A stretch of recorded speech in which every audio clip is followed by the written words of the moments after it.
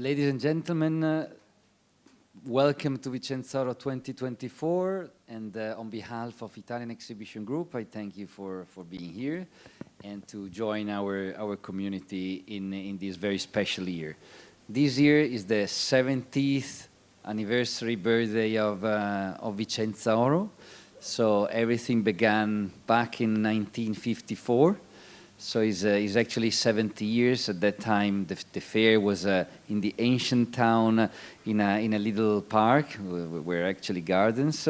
But now we're here since 71. We moved to this area, and you know, since that we are developing a fair that actually is growing and allows us today to talk about culture as well, not only trading and buying and sell jewelry. And in this evolution, we started with golden chains. So probably some of you remember that Vicenza was very famous for chains. At the beginning, it was just chains, industrial chains, etc. But through the decades, we developed a fair that was like a representation of all the supply chains. So the technology, we just talk about technology, till the fashion brands, fine jewelry brands, going through components, packaging, services, production, and also gems. So gems is a very important part of our supply chain. We want to have in our big boutique here. But we don't have only stands with diamonds, colored gemstones, coral, whatever, but we also want to push the cultural part of these. And we have been doing it since several years with very authoritative partners. And definitely the first one is Istituto Gemmologico Italiano, and with Professor Loredana Prosperi. Thank you, Loredana, for bringing us to us culture and history. And Rui Galopin, I pronounce it in French, but yeah, which is a vice president of CIBJO, but also one of the most known and present experts in the gemmological world. So thank you, Rui, for being here and sharing with us your knowledge and also your passion for the industry. So thank you so much to everyone. Enjoy this cultural peel, and I'll see you around in Vicenza. Thank you. Thank you. Okay, thank you, Marco. Thank you, Italian Exhibition Group. Thank you, Loredana and Istituto Gemmologico Italiano, for bringing me here again to Vicenza to experience great food, great people, and great laughs. So it's a pleasure to be here. My presentation today has to do with the 70 years of gemstones. So Vicenza Oro celebrates 70 years, and I'm going to try to cover 70 years in half an hour. So it's going to be challenging, but let's try to do so.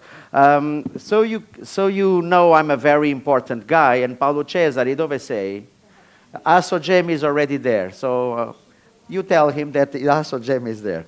But anyway, most of you know what I do. I'm a gemologist, I'm an educator, and I'm passionate about gems and gemology. So I have structured this presentation in 3 parts. The first part on colored gemstones.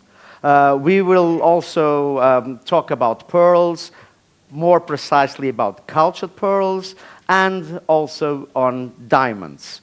Regarding diamonds, a lot happened in the last 70 years. I'm going to select in each of those universes specific things that, in my opinion, are important. Of course, each and every one of you might have different choices and different selections of what could have been more relevant in the last 70 years. And if you listen to me pausing my English, is because my lovely translator there, thank you very much, she has been for years translating my English into Italian. In questo momento io parlo italiano per questa presentazione, c'è in inglese, capito? Ok. Andiamo. So, diamonds.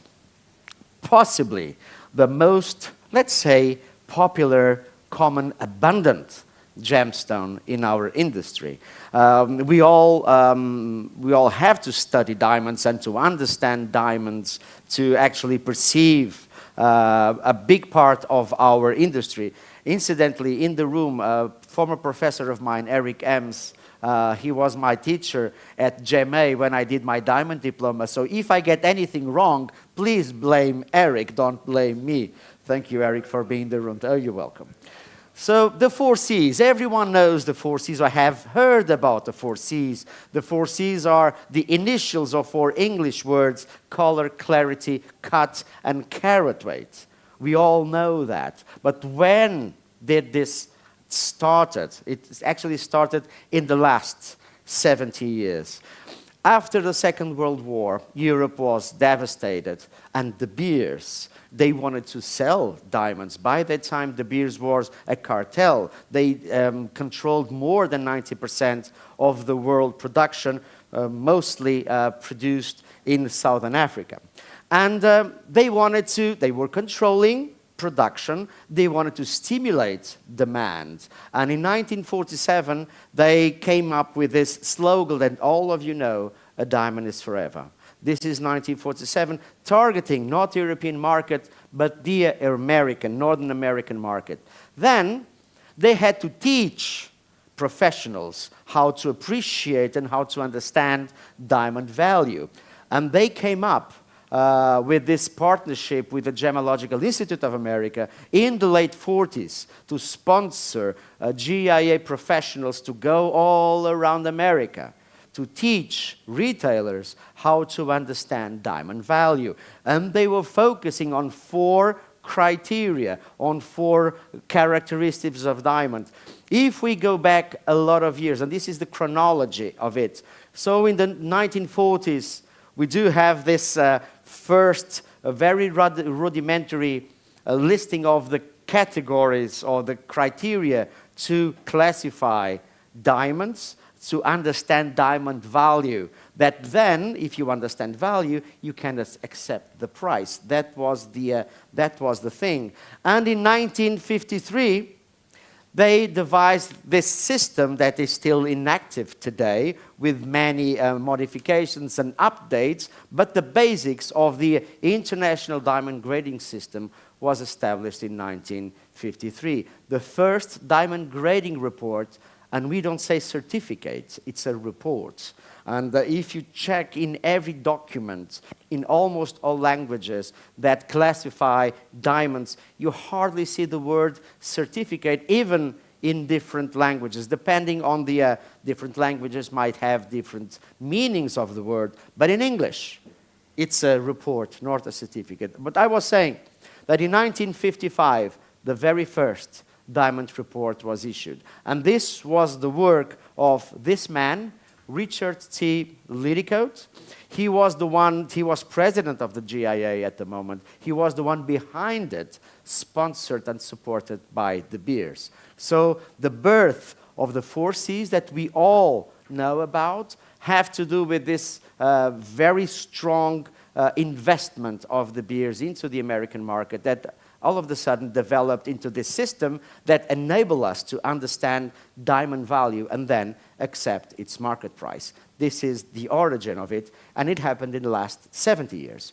So, oh, by the way, this is a sheet, a 1949 sheet for students, and it says it takes 4 rulers to measure a diamond. So they were not speaking about the 4 C's, they were speaking about rulers. Then the students, to memorize, they came up with this mnemonic, which is a system of memorizing. Oh, each of the criteria start with a C, so let's memorize the 4 C's. This is how the 4 C's came up as an expression. There is no grading system that is called the 4 C's grading system. That started as a mnemonic for students. And this, I think, is quite interesting. So this has been going on for decades. And now let's speak about famous diamonds in the last 70 years, or better said, large diamonds. And the reason I'm bringing up large diamonds It's not because of the size, of course. In diamonds, only in diamonds, size matters, not in life. But large diamonds became more available lately because of a very recent technology. Those of you that have read about diamond mining technology might heard about the X-ray fluorescence. We all know that diamonds might fluoresce under the X-rays.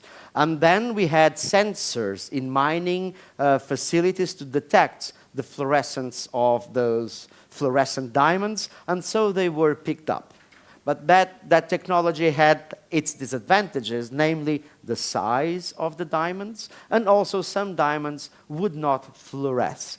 And a new diamond recovery technology was developed not that long ago that enabled pretty much large diamonds to be saved from the breaking machines that break all that rocks to remove those diamonds into the rocks.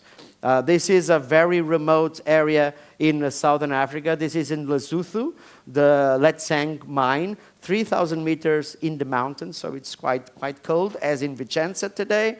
And they have this system that every piece of rock that comes out of that kimberlite, of that mine, is processed with this technology that is called X-ray transmission, that can detect diamonds larger than 32 millimeters. So 32 millimeters, it's quite a big diamond already.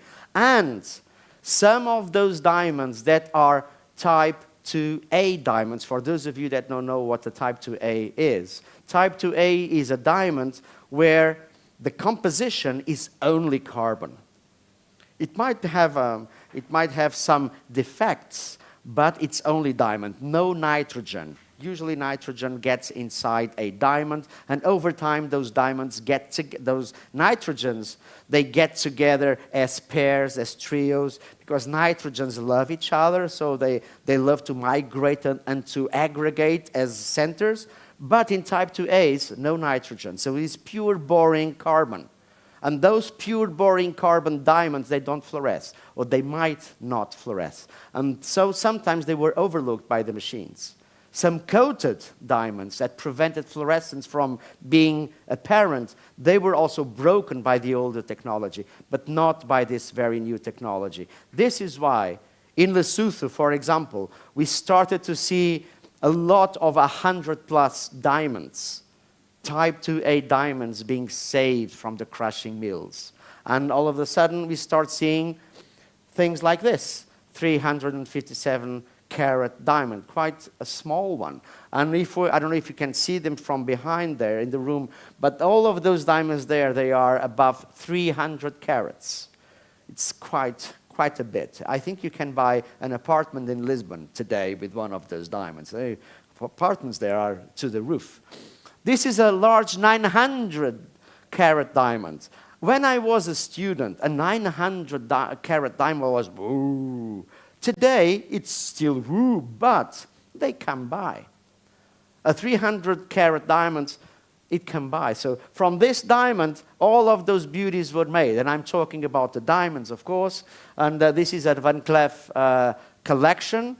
And all of the main diamonds of this collection came from that single diamond. And this is actually a very, very nice marketing move to cut diamonds from a single large rough, make a collection, and then market it that way. So it's so people can tell a story about the stone. It's not only the material, it's also the story behind it. Another example, the Karowe mine in Botswana. Botswana, one of the largest diamond producers in the world today, has the largest reserves, I think, in the world. By the way, for those of you that like geology, see that the kimberlite, the rock, the volcanic chimney, is actually darker than the sediments around it. So we can actually see the kimberlite, the so-called blue grounds. That was the name, very old name in Southern Africa for it. So this is a very large mine, and this is a very large diamond. I think this was in 2020. It's quite dark, not gemmy quality, but it's a large one. Another one, not gemmy, but quite large indeed. Another big chunk, 2023. Another huge one, 2015, if I remember. And what do those diamonds have in common? They are all above 1,000 carats.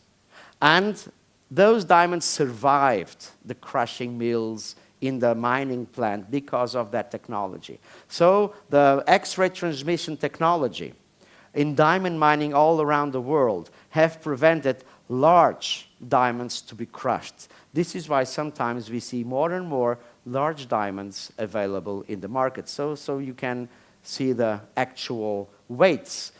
That one is 1,700 carats. It's full. I think it was bought by Louis Vuitton, that one or the other one, I can't remember. This one was last year, 1,080 carats. Whew. Those things come by. And of course, from a large 1,000-carat diamonds, like the Lesser de la Rona that was bought by Graf Diamonds in London, you can cut huge 300 carats diamonds. Look at that, big one. I would love to have something like that, not for jewelry, but just to look at. I don't know if you ever saw a really large diamond. A really large, well-cut diamond actually has something on it, because it's optically very, I'm not going to say the word beautiful, because beauty is in the eye of the beholder, but it's quite unique. It's hard not to be amazed by the light return, the brilliance, the sparkling effects, the fire and the scintillation of a large cut diamond. It's absolutely outstanding. Well, ladies and gentlemen, let's move on to colored gemstones. There was a lot to say about diamonds in the last 70 years, especially the synthetic diamonds that now people call them lab-grown, as they were made on a lab. They are factory-grown diamonds anyway, but there was a lot to say, but I will leave it for another occasion. Colored gemstones. Color is like a special thing, and I have selected only 3 examples of colored gemstones that made their way in the last 70 years. We could have spoken about Mozambican rubies, about Greenland rubies, about diaspora from Turkey, about so many other interesting and lovely colored gemstones, but I only selected 3. And let's start with tanzanite. And I'm biased about tanzanite, because tanzanite was actually discovered by a Portuguese. And you say, hey, but he was from Goa. But in 1913, when he was born, Goa was a Portuguese colony. Therefore, he was a Portuguese. Actually, his son, Angelo, still speaks Portuguese. He lives in London, has a bakery, and he produces cakes. I think he's retired right now, but he speaks Portuguese. So he was Portuguese. This man that was affectionately called Mad Manuel in the bush. He was actually a tailor, quite good one, they say. He was born in Goa. He went to Tanzania to look for gold and rubies. All of a sudden, he came up with this bluish stone, beautiful as a blue sapphire. So he claimed a claim around it. And interestingly, do you know what, by those of you that don't know, tanzanite has a very boring mineralogical name. It is a zoisite. And a zoisite is a mineral of the epidote group. I'm sure that you will not see a necklace, an epidote, emerald cut epidote. We call it commercial names. We in gemology, we use commercial gemological names. In mineralogy, we use scientific names. Like mankind, we are Homo sapiens sapiens. Some are not sapiens at all, but that's the name of our species. But we each, and every one of us, we have a name, like gemstones. They have scientific names, but in the trade, where the consumer has to understand the materials, we use different names. Sometimes the name is the same, but sometimes it is not. So tanzanite is a gemological name of a beautiful gem variety of the mineral zoisite that is as beautiful as you can see. So, by the way, the mineral is zoisite, and Manuel de Souza, he claimed a mining claim on olivine, peridot, force-tried firelight solid solution, if you want the boring scientific name of it. Then, because not that they didn't know it was not olivine, it was the closest to the properties. So the first tanzanite mine was actually secured as an olivine mine. Beautiful things like this came up on the very first years.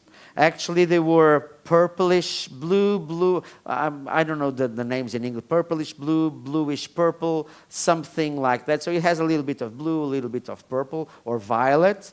And they were as beautiful as this one. This is a typical paragenesis, calcite and graphite. But in the latest years, interestingly, the material started to be brownish out of the earth. And so they needed to heat treat the tanzanite so it would turn into the lovely, lovely gemmy color. They say, and I think it's a nice story, imagine that this bar was the geological body that had the tanzanites.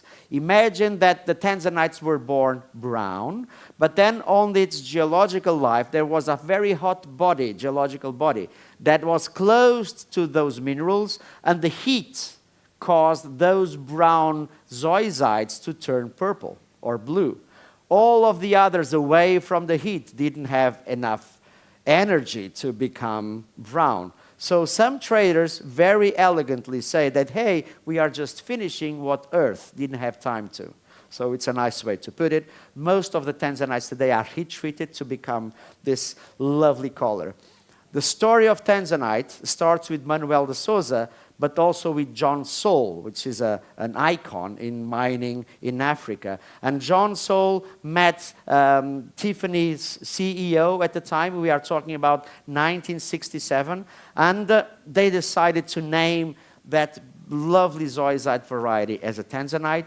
And Tiffany was the very first brand to market tanzanite. And the story of tanzanite started there with the Portuguese guy. That's why I brought it up.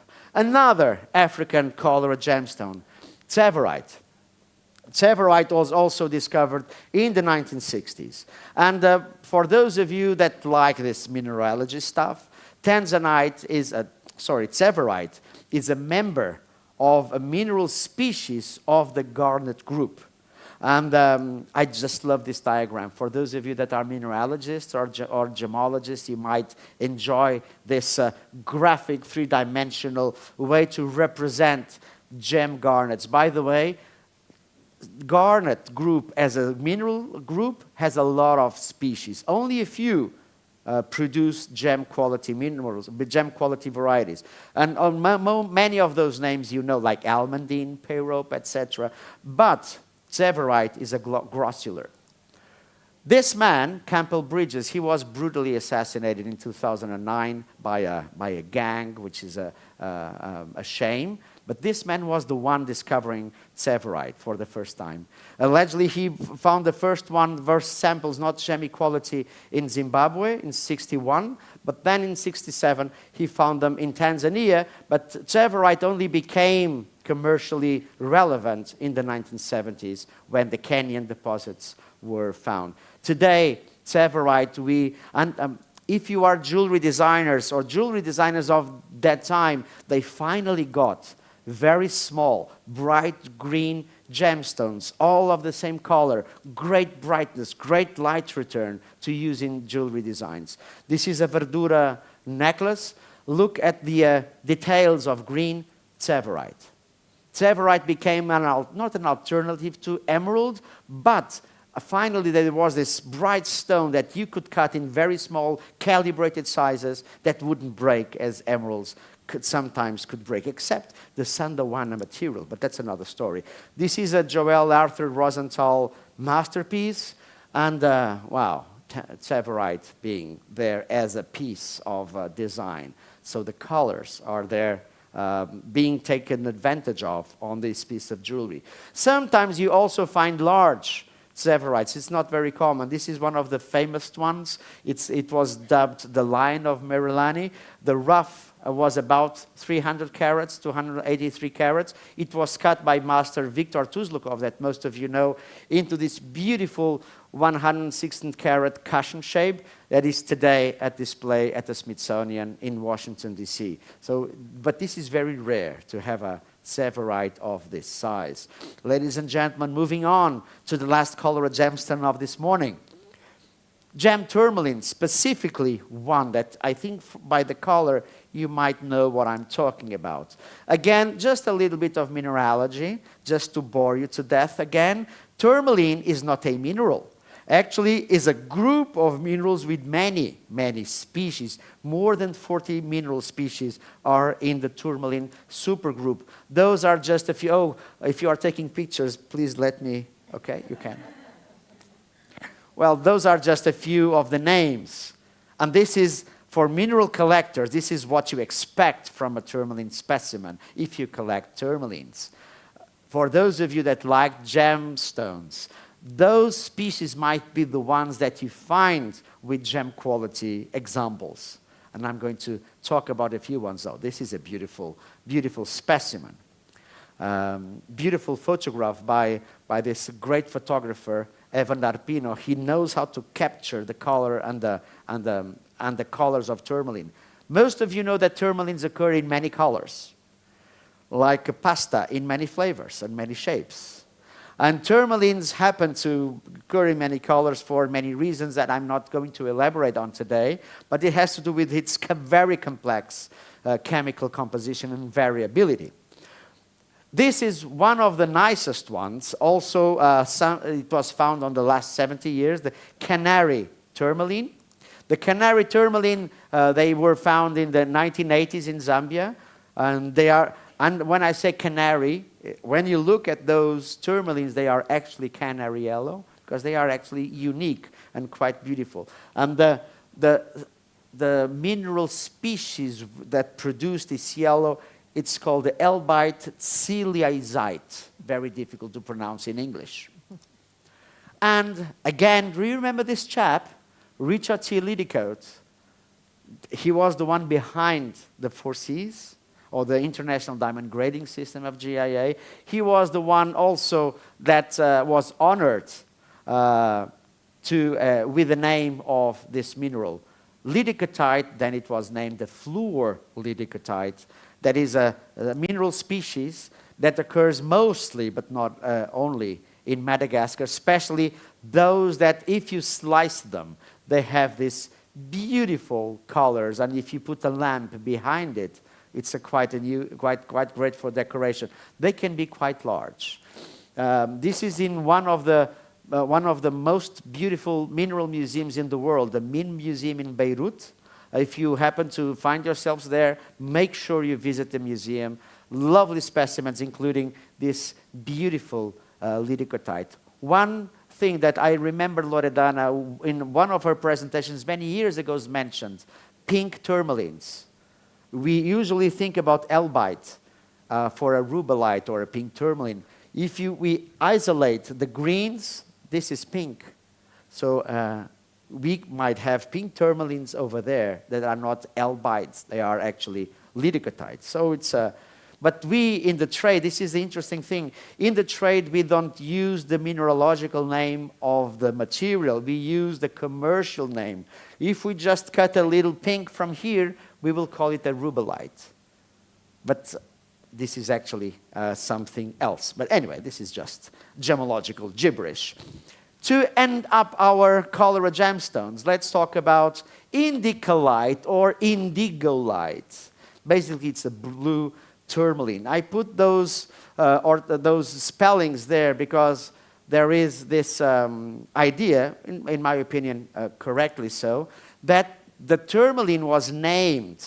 Actually, the first one describing this tourmaline was a Portuguese, José Bonifácio de Andrade e Silva, a very important man in Brazil. Okay, he was Brazilian, but Brazil, as you know, it was a Portuguese colony back then, so he was Portuguese anyway. But the description of the blue tourmaline came up as indigolite originally because of this plant, the Indigofera tinctoria, that produces the indigo pigment. Therefore, originally it was called indigolite, but then somebody translated it into indicolite, and today everyone calls blue tourmalines indicolites. But this was just a terminology thing. This is the normal blue tourmalines. If you know those from Namibia or from Mozambique, Brazil, they are absolutely amazing. But I'm talking about different kinds of blues. This type of blue tourmaline.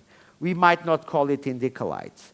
This kind of bluish, electric, neon blue tourmalines, they are different because when they came up in the market, they came as a very expensive stone. This pair, by the way, was sold by 2.7 million. We are talking about the Paraíba tourmalines, of course. Paraíba tourmalines were named Paraíba tourmalines because they came from Paraíba, and now, again, honoring the very person that made it famous, Heitor Barbosa. And look at the color of this blue. Phew, you don't find this anymore. Now you find the light blues, the light greenish blue, not this vibrant, strong blue that you could find in the late 1980s. And interestingly, just very quickly, it was firstly found in the Paraíba state of Brazil. Then, a few years later, in the Rio Grande do Norte state of Brazil, the geological formation is the same. But it's only in different states of Brazil. Then, all of a sudden, also in Africa. In Nigeria and lately in Mozambique, where most of the Paraíbas that we see in the show come from the Nampula province in northern Mozambique, from the Mavuco area of the Nampula province. But all of them, we call them Paraíba tourmalines, and there is a reason for it. Some people prefer Paraíba tourmaline, some people prefer Paraíba type tourmaline, but the reason is, there is something common between all of them. They have this kind of color, and they also have a certain ingredient that causes the color. Species-wise, mineralogically, they can be albites and fluorodicotites, but this is not important.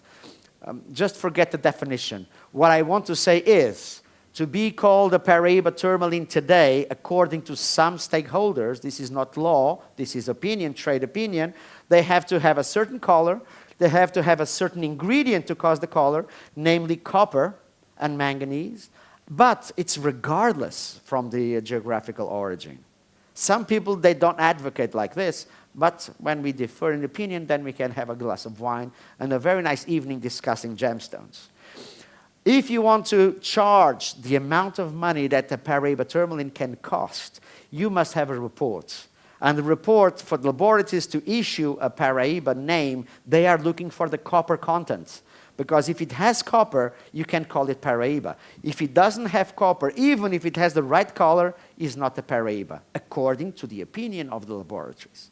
But those are all trade opinions. So this would be the definition. It has a certain amount of blue-green, and also has copper, and it doesn't matter where it comes from. Most of the material is actually heat-treated to become beautiful. Like me, I'm having makeup, so you don't see my wrinkles. So I'm finishing. How much time do I have, Professor Essa? 5 minutes. 5 minutes, so I can slow down. I'm kidding. Cultured pearls. We all know that cultured pearls. Oh, what are cultured pearls, by the way? This is an important definition. Please, if you are taking pictures, okay, now you can. Well, cultured pearls are different than natural pearls, although in the trade we overlook the fact that the word cultured should be there all the time. We just call them pearls because the vast majority of pearls today in jewelry are cultured. Natural pearls are very rare in Europe.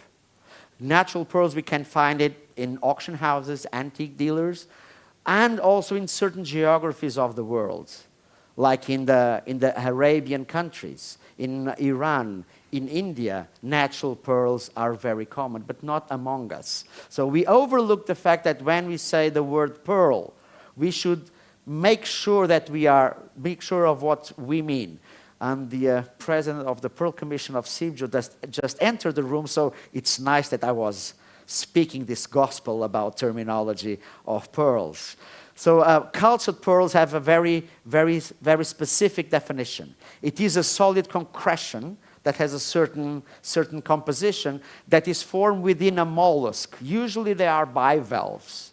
But when we are calling the cultured pearls, although we have gastropods, snails, type of sea snails that produce cultured pearls, the majority of the commercial varieties came from bivalves. But they have to have human intervention, so we can call them cultured. Then they are usually grown on a pearl farm. And they are also grown on what we say a cultured pearl sac. But this is all too technical for today. It's a very specific definition. But most of the pearls we see here at the show floor, most of them are cultured. And when we visit a trade show, if the pearl is natural, we will see the word natural inside of it. The others is just 8mm South Sea pearls, Tahitian pearl.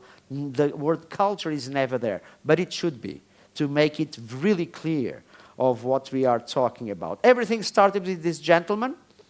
Actually started in China way before, but as an industrial product, it was Mikimoto that started it. In the late 19th century, the very first whole pearl he announced in 1905. But today we have various types of cultured pearls. Those would be the main 5 of them. The Akoyas are the ones that Kokishi Mikimoto started in Japan. Now you can grow Akoya cultured pearls elsewhere, not only in Japan. And let's focus on South Sea, Tahitian, and Fijian for today. The main thing that happened in the last 70 years is the evolution of the science behind pearl farming. Today you have biologists, you have a lot of technology, you have a lot of cutting-edge science behind a pearl farm to the pearl farm to be productive. Because it takes a lot of years, a lot of investment to produce a pearl and to make it profitable. And to make a pearl company farm profitable, it's a big investment in science and in time. So you better make it right. In the South Sea pearls, by the way, we have a lot of varieties of South Sea cultured pearls. They actually started in the 1920s in Indonesia, the so-called Mitsubishi pearls. And then the Second World War came and they were not produced anymore. But in the 1950s, in Australia, they had already this fishing of mollusks industry to fish for the big Pinctata massima oysters, to take advantage of the beautiful mother of pearl, the shell meat, and the occasional natural pearls that could be found on those shells. So they had a tradition on fishing for those shells, and they started to pick up those shells from the wild and using wild oysters, wild Pinctata massimas, to produce cultured pearls in big sizes. And they became quite famous, and still are. The Australian cultured pearls, the Australian South Sea cultured pearls are still famous. The largest cultured pearls usually come from Australia. This is a beautiful Prosperi pearl, 17mm up until 21mm. Look at the shape, all rounds, all high luster, all surface quality is premium, the same color. So the 5 criteria, not the 4 C's as in diamonds, here is 5.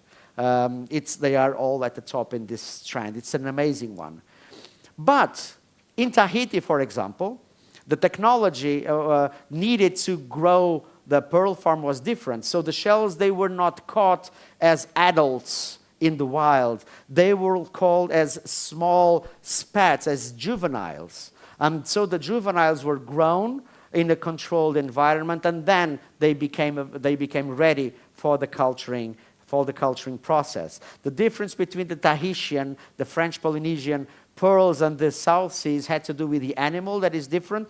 This has a different shell, a different color shell, producing different pearls. Here 2 people are to be mentioned. Salvador Asael, that passed away, and Robert Wan, that's still out there. They were critical in promoting and marketing Tahitian cultured pearls in the world. And this kind of multicolored jewelry, because it's so hard to match the colors that, okay, let's just mix them up together. And we do find those colored, natural colored cultured pearls in the Polynesia. Of course, you can change the color, but this is not the case now. Typical Tahitian cultured pearls, made with spats that are collected directly from the sea.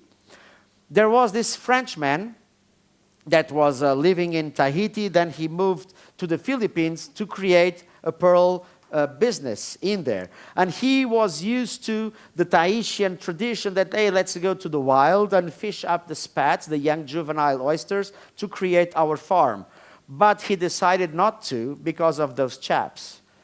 Crocodiles and sharks were actually very dangerous in that area in the Philippines, so he had to have more technology and biology. And hatchery science started pretty seriously in the Philippines to produce the Philippine South Sea cultured pearls that today we recognize as the probably the best product that they produce in the Philippines are the natural color, golden color cultured pearls that can be very rare. We do have treated colors, but I'm not mentioning that. Well, and let's end up with Fiji. That's a good place to spend some vacation. In Fiji, the first research started in the late 1990s.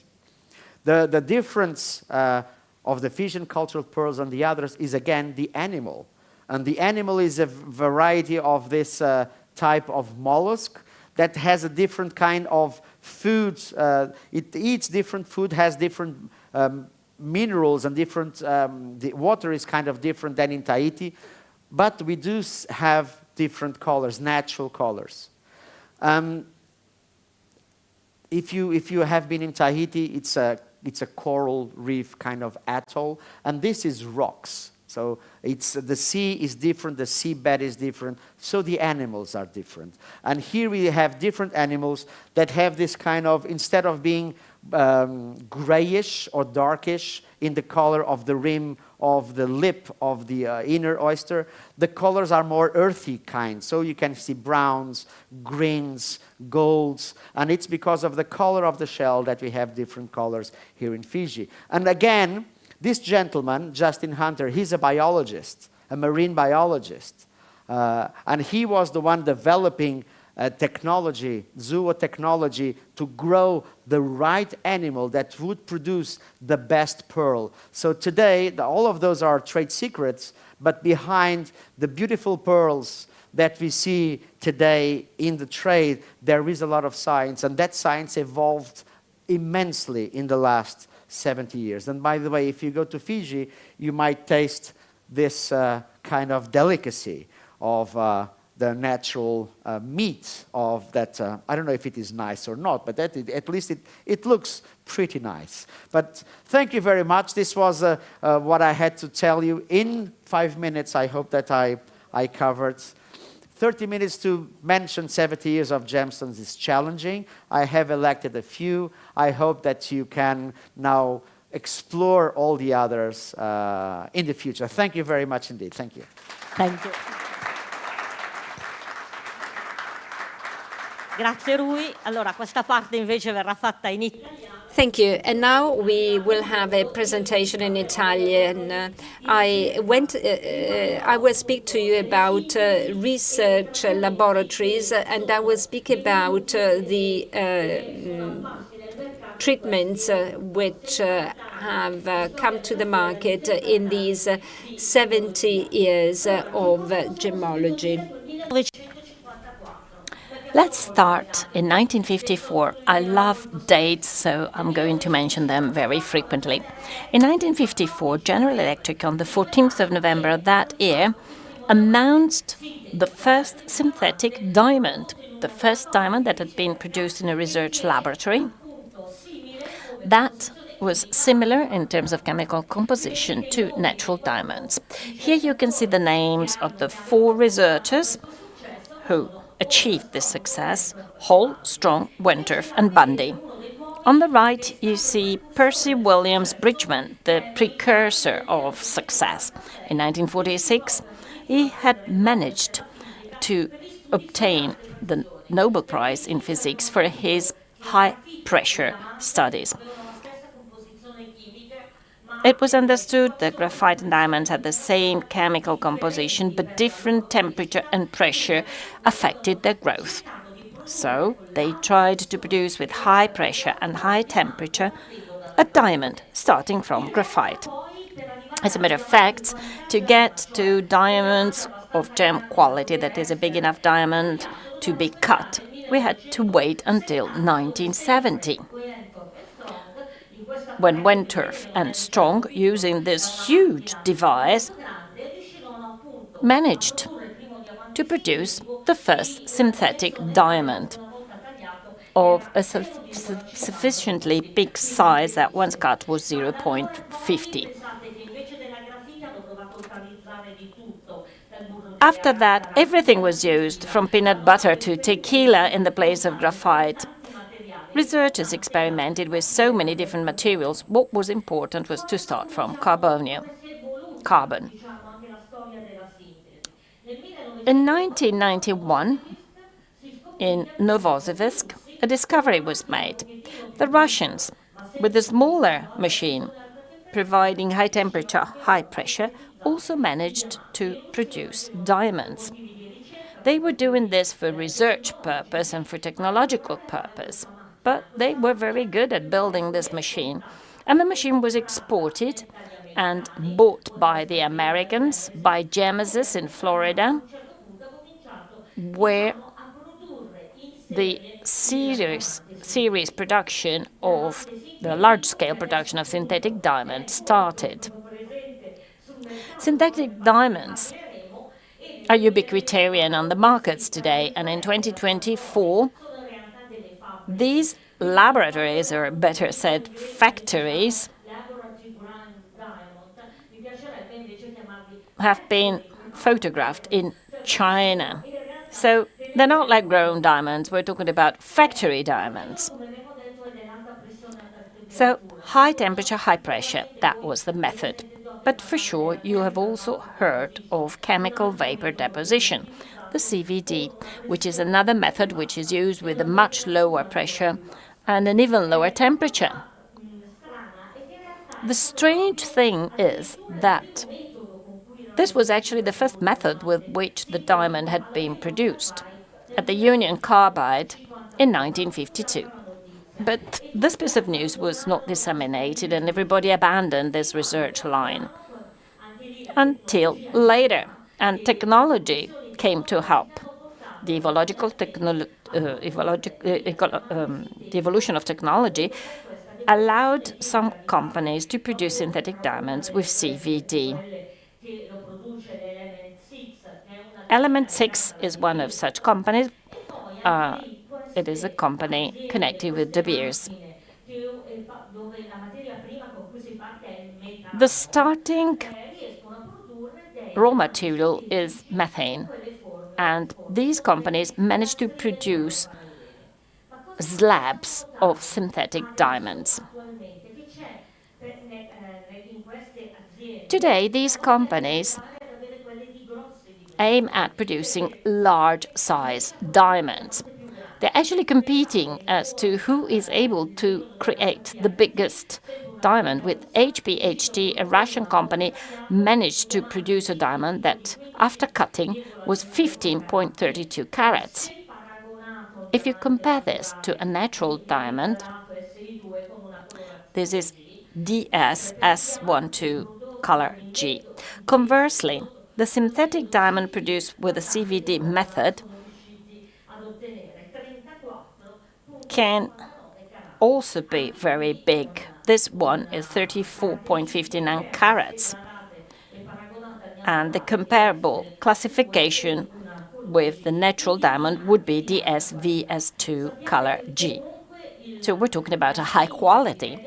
Remember that the production of diamonds is not so relevant for the jewelry industry, but rather for manufacturing industries, because technological diamond is a very important material. Let's now talk about treatments. Treatment is a procedure carried out on natural gemstones to improve their characteristics or their color. In 1970, laser drilling arrived on the market. Black inclusions could be removed with the laser beam. The diamond was drilled, acid was inserted to dissolve the inclusions without damaging the diamond. This is the first treatment that has been applied on diamonds. In 1987, people started filling cracks, at that time, with glass. A special glass that was produced with the very same optical characteristics the same refraction index as the natural diamond, so that the filling could not be visible. But of course, with the microscope, the gemologist always understands whether the gemstone has been treated or not. In 1999, HPHT treatment was developed. Machines had already been built to produce synthetic diamonds, and the discovery had been made that those machines could also be used to treat diamonds. A certain type of diamonds, we told us about 2A diamonds that do not contain nitrogen, but type 2A diamonds might have a brown color due to some physical defects, dislocations. These diamonds can be treated in these machines, and from brown they turn to colorless. This means that gemstones with a brownish hue of color J to P after treatment became DG in color. This kind of treatment is still done today and is a challenge for gemological labs analyzing the diamonds, because you actually need very sophisticated equipment to be able to know whether the diamond has been treated. So you cannot see this with the naked eye. Diamond imitations. This is also very important, especially for retailers. Diamond imitations reached the market in several periods. Fabulite in 1955. So the Vicenza Fair has also witnessed all this evolution. YAG, 1960, GGG, 1970, and cubic zirconia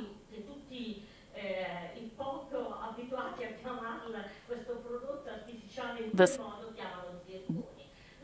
is today called in Italy zircone, but it is cubic zirconia. So these are all materials that are used to emulate diamond, but they're all artificial products, i.e. something that does not exist in nature, but which is produced by man. So in Italy,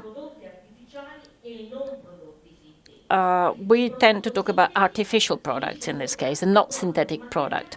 A synthetic product is a material that anyway exists in nature and is reproduced synthetically.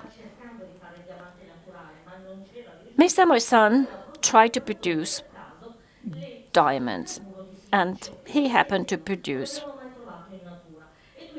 SiC that he called with an artificial name, carborundum. Everybody knows what carborundum is because this material is frequently used in the abrasive industry. Later on, when moissanite was discovered in 1904, that material, carborundum, had to be named synthetic moissanite. And in 1996, this synthetic moissanite, that was previously produced only in a brownish black color, was actually achieved as colorless, and synthetic moissanite entered the market, easy to recognize by gemologists because of its B refrangions. But let's see what happens with other gemstones. We have heard about diamonds. I will be very quick, at least I'll try. Synthetic emeralds. Synthetic emeralds have been produced on purpose for gemological use. Chatham was successful in 1938. His parents obliged him to change this process. He actually wanted to produce synthetic diamonds first, but his garage exploded, and his parents asked him to focus on a less dangerous material, and so he tried with emeralds. These are synthetic emeralds produced with a method which is called in the fondant, which means a material is used to promote the growth. Since then, many companies have been producing synthetic emeralds all over the world, from France to Germany. they all started producing synthetic emeralds, which have been brought to the market.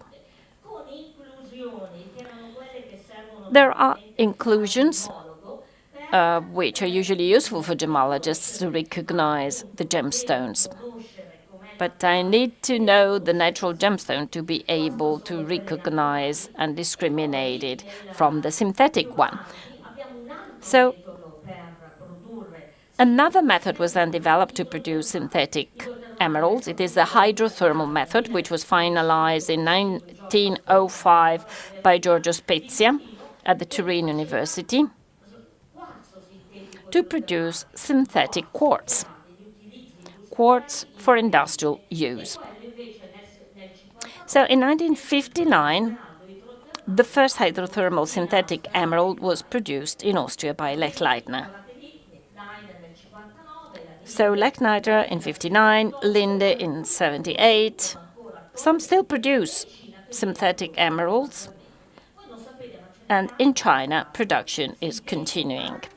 So there are many synthetic emeralds that can be found also set in some amazing jewelry. And unless you learn to look inside the gemstone, making use of strong magnification, with the naked eye, you cannot see the inclusions and you cannot recognize a natural from a synthetic emerald. Therefore, and I believe we're going to talk about this, but when somebody says it is impossible to discriminate synthetic from natural diamonds, well, the same is true with emeralds. You need specific knowledge and you need specific equipment.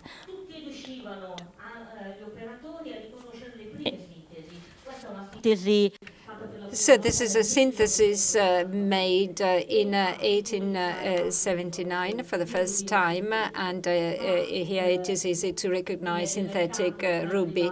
And then we have the Czochralski method, a different method, marketed as a gem started from the 70s. And then in 1959, the same method with the flux. And here you see some pictures which show that they are very similar to those, to natural ones. And here we have the companies which have produced synthetic ruby. Now, what happens at a certain point? They learn to use different methods. For example, hydrothermal synthesis with corundum, which is again carried out in Russia.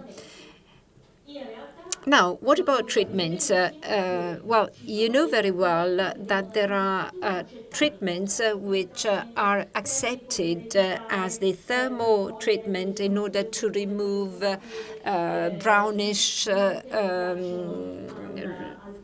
colors that are not appreciated by customers. And this is a case of a ruby which is thermally treated, and where you try also to avoid some non-transparent areas. And then in 1921 they started to use boracium, and I assure you that at the beginning these rubies were considered as synthetic and not natural, because you need to have a lot of competencies in order to differentiate between the two. And then thermal diffusion, well, this created some panic in Italy, because sapphires were sold which were just covered by a color.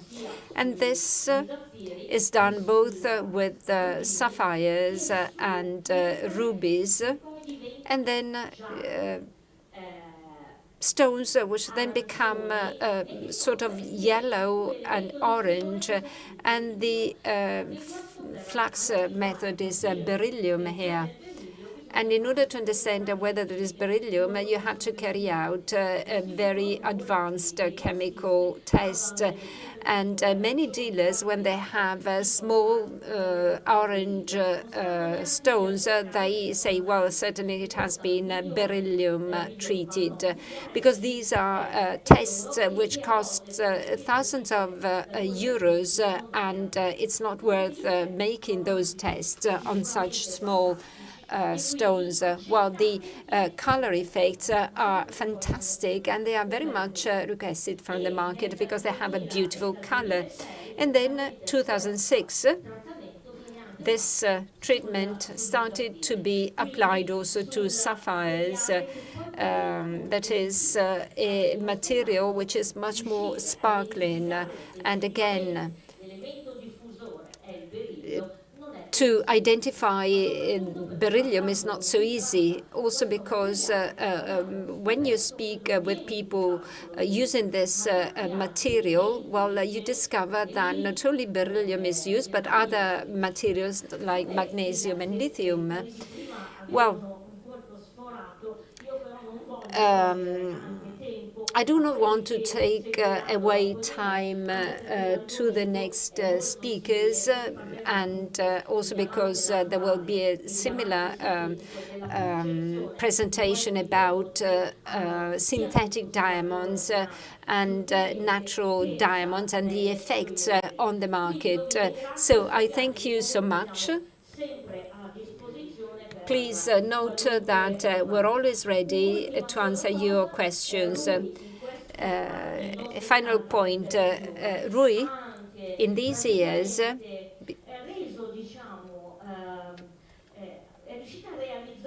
was able to implement what was a dream of mine, and your mother will certainly remember that, because some years ago during a meeting I said that we would use a Gympedia like a Wikipedia. Well, he did that, and he was able to publish a book including the correct terminology that every expert and every person working in this sector should have. Well, I think that there are just 3 of these copies available, but you can take them in the institute. We will distribute those copies to students and all those who would like to have one. So thank you so much, Rui, and thank you for this opportunity that you gave me. Thank you.